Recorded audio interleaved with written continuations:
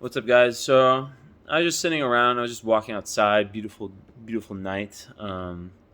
Untold Festival in Cluj has started. We just got our bracelets, and I was just walking around, buying some mayonnaise, some mustard. Big purchases. And I was thinking about like people in this world who think they have it all figured out, And you can, if you like watch YouTube or any of like the real consensus popular stuff, you can sometimes develop this feeling of like inadequacy, when you see someone like speaking like at a very high level, or just like just kind of killing it when it comes to this matrix slash conventional world, this physical world. And you always have to remember, people, that like you don't have only that, like these people, even people who are masters of only understanding like the physical and the material, they can only see what they can see. They can't see what they can't see the unseen, right? The unseen is only seen by people like me, right? People like you. Understood, not seen, but understood, maybe felt. And when you actually think about like the majority of people in the world and how far behind they are, it's a very weird incarnation to be in. And now I'm speaking more for myself, and I'm about to put in I'm very transparent. I started taking Swedish chewing tobacco about a week or two ago, as you've probably seen if you watch my readings. And I'm enjoying the addiction. I don't get addicted to tobacco, though. I just literally, like, I don't know. It's this weird thing where I'll just, like, I haven't done this in, like, fuck, I just dropped it, in years. But, yeah. They're, like, nice and clean, and they have nice taste, Yeah, it can be weird for someone like me, with my big chew in my mouth, to incarnate in this world and to be not understood, to basically have a knowledge and a wisdom that is so ahead. I'm not speaking only for me. I'm speaking for a lot of people watching this, It's the frustration. It really demands a lot of strength of character to live in a world where other people think that you're, maybe some people might think that you're crazy. Some people might think that you're, like everything you do, and that you're doing amazing things for people. And this is not coming from anywhere, right?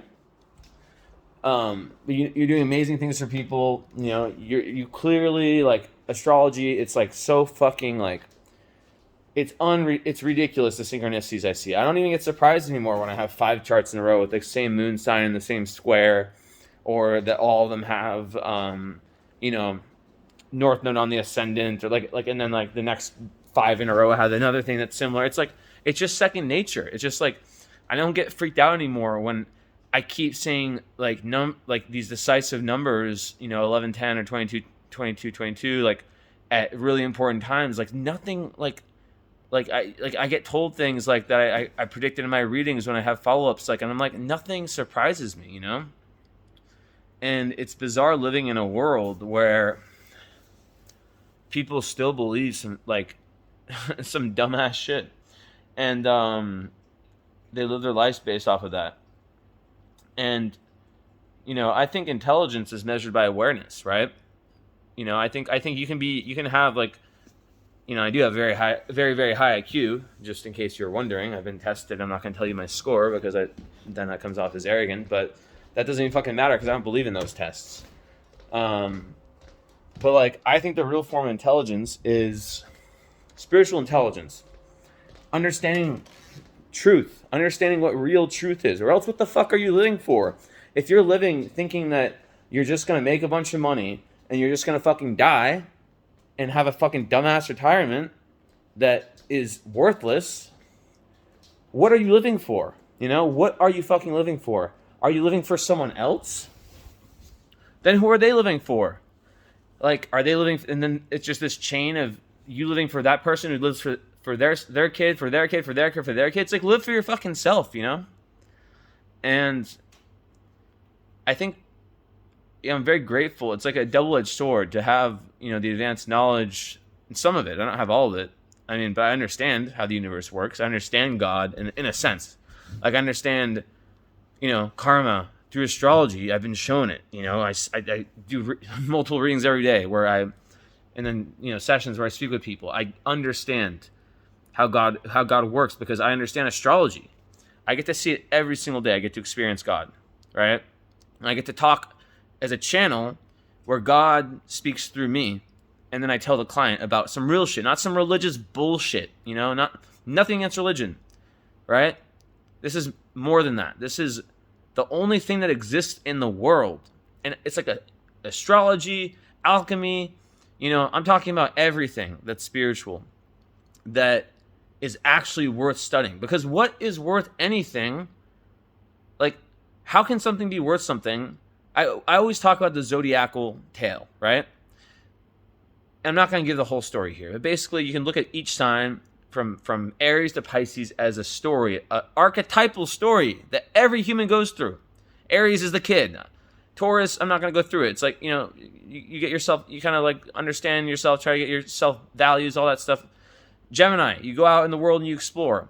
You have some fun, you talk, you learn to communicate. 4, you incorporate all that into your inner being, your family life, and all that. 5, Leo, you go and you get creative and you find things that you like, you enjoy, inner child a little bit more. 6, Virgo, you say, okay, wow, I realized what I like doing, and then what's fun and what really makes me feel like authentically, because that's high Leo is authentic energy, you then take that and you say, okay, now I want to put that into steps that can help me achieve my goals, but also that can help the world, right?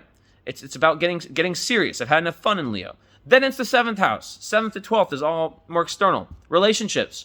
Okay, well, until then, you've had no relationships. The 7th house is, okay, you meet the other. Then through that relationship process, the mirror, you understand parts of yourself that aren't so nice, which is the 8th house, the shadow house, the Scorpio house, right? 7th house being Libra, 8th house being Scorpio. Scorpio is where you go in and, you go deep dive into yourself. You understand. You do the shadow work. You unwind. You go death, rebirth, transformation, right? I know I said I wasn't going to do the whole zodiacal tale, but I'm trying to do it as fast as I can. Then after that, all the shadow work, all the work, you go into Sagittarius, right? That's about going out in the world and finding, so important, finding truth based on different people's worldviews, different cultures, different philosophical backgrounds, different people that see it different than you, and testing out different things, right? Astrology might be one of them. Maybe it's a different philosopher. Maybe it's a different worldview, moving to a different country, whatever. Broadening your worldviews, talking to someone from that sees things differently, right?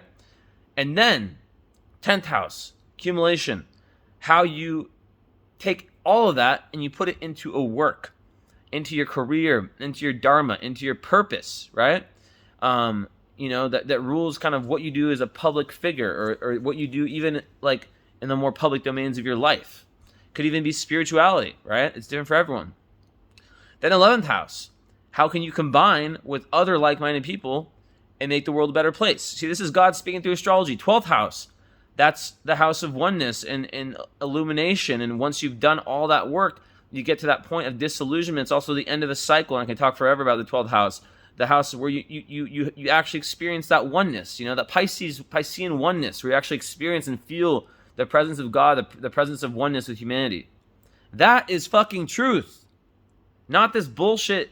How do you think people are doing when they're choosing their careers based off of some condition bullshit? Right?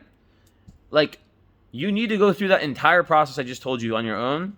And we do that through annual perfections, because each year we perfect through a different house in the zodiac. When you get to 35, for example, you're going through your 12th house. And then 36 is a new cycle, and it goes around, and it's a 12-year cycle. So the point is that people think that they know what they're doing and that what they're doing has this real value, but I'm telling you, nothing has value unless you've actually done the 9th house Sagittarian and the 8th house Scorpio work. And that requires the relationship stuff. If you're someone who just hides in a fucking hut and doesn't talk to any other people, cool, okay, maybe you could still get illumination, but you're never going to see your shadow. That's only experienced through other. And there can be arguments about that, whatever. I know there's different forms of spirituality. I know there's people that just meditate their whole lives. That's different. Count those people out. For the majority, people need to go out and test their worldviews, be open-minded, being okay with being wrong, and being okay with making adjustments, right? Because that's when you go back around the Gemini part, you can, in the Taurus part, on the second cycle, you can start to make adjustments, right? And you can start to say, okay, I was wrong about this part. Aries, when you go back towards Aries, back through that first stage, you have a new chance of being reborn, of being a kid again, of feeling young again, of feeling like a child, of feeling like a new cycle. And then you have this whole cycle that continues to go around and around and around and around. There's different time lords that rule the different houses of each of your chart that have different implications. I'm not going to get into all that. If you want to do that, book a reading, book a natal reading first, and then we can talk about doing a current astrology reading. I don't do those for anyone unless they've done the natal.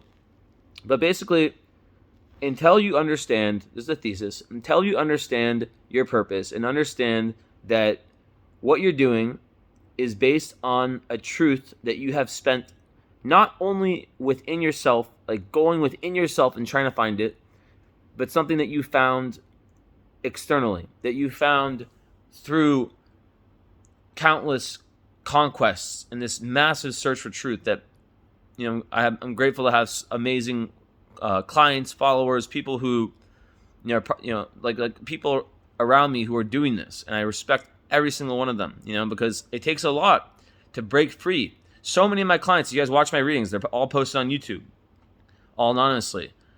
How many of my readings do I say, this is someone who's meant to break a generational curse in a family? It's like so many of my clients are here to literally break a generational curse that may have been plaguing their family for 20 fucking generations, maybe longer. Who knows?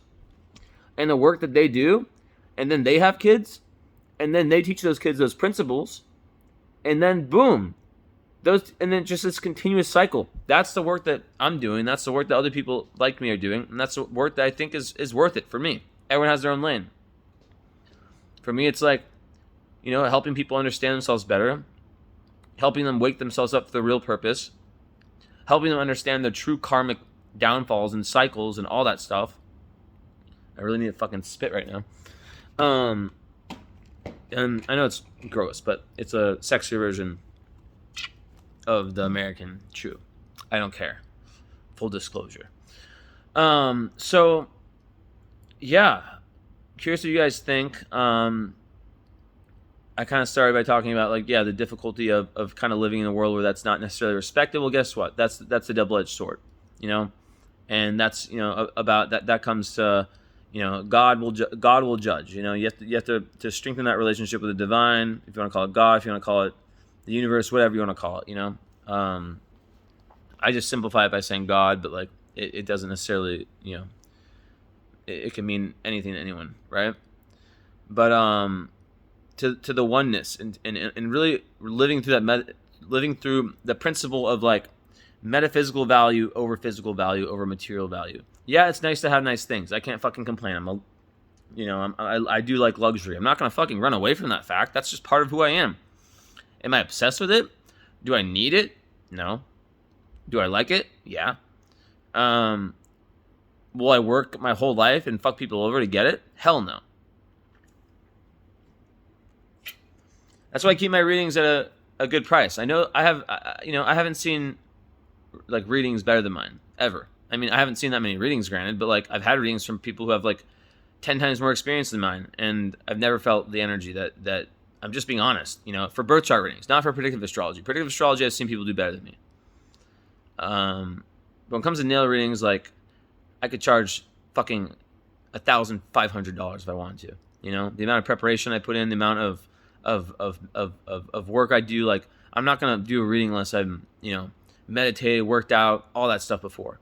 I'm not just jumping into a studio, and I go fucking way over time, But this is me because I understand that I'm doing this for other people. If I'm doing 30 minutes or 40 minutes or an hour over what I said I would do, it's not for me, or it's for them. It's the work I'm doing. This is my point. So I hope this video said something. My tone's a little bit Sagittarian. I'm not angry. I'm just being assertive. I'm being, this is kind of how I've been talking lately. And yeah. Hope you guys enjoy it. Fuck, my eyes are always fucking red during summer. Anyways, love you guys. Book a reading with me. You'll never regret it. It'll be 1,000 times worth what you spend. in metaphysical value. Peace.